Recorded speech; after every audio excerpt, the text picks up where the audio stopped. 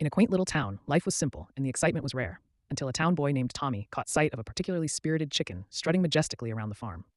Intrigued by its unusual tenacity, Tommy, instigated by an adventurous spirit, dared to challenge the chicken to a duel. With a makeshift cardboard sword, he prepared himself for a riveting battle. A hilarious sight it was to see the fierce boy-chicken showdown amidst the hay, barn, and chuckling townsfolk. But soon, this playful squabble revealed a teachable moment. The seemingly unyielding bird taught Tommy the power of resilience, bravery, and perhaps a little bit of strategy too. Tommy realized that sometimes the mightiest of warriors can wear feathers instead of armors.